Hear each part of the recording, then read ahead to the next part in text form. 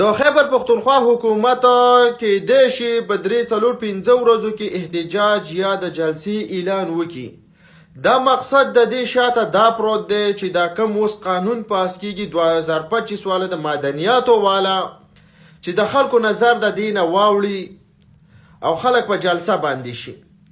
تاسو ته معلومه وي چې کوم د 2025 کم قانون اوس پاس کیږي نو په دې کې د پښتونخوا ټول وسایل چې کوم دي دا به وفاق ته حواله کېږي. وفاق به بیا چې کوم ملک ته حواله کول غواړي هغه ملک ته به حواله کېږي. دې کې د پنجاب شړې دښتې دي، د سند پکې ساده اوبه دي، د بلوچستان او خیبر پښتونخوا پکې تباهي کېږي.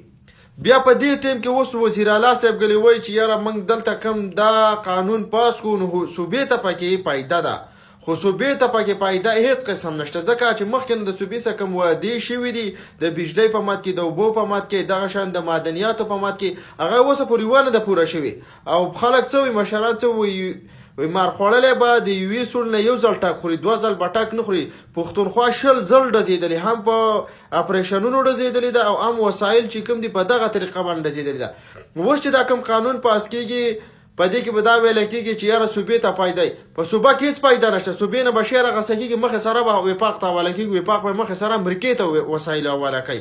ځکه چې 13 ورځو کې په آرمي چیف د امریکې د وفد سره په خبرې اترې مکمل شوي دي په دې باندې. دا وسایل چې کوم دي دې ته به د امریکې پوجي به کونې ته ولاړ یا به پاکستان پوجي به کونې ته ولاړ، دې ته پولیس بیا هم نشي ورنځي. بیا ورته هغه شی به ولګي و چې آگے کر پی ہے او آگے پلانی نه مخکې تلل عوام مکمل منع ہے که تلل ہے جو ګولۍ خوړل ہے، بیا به بله قصه نه دقه به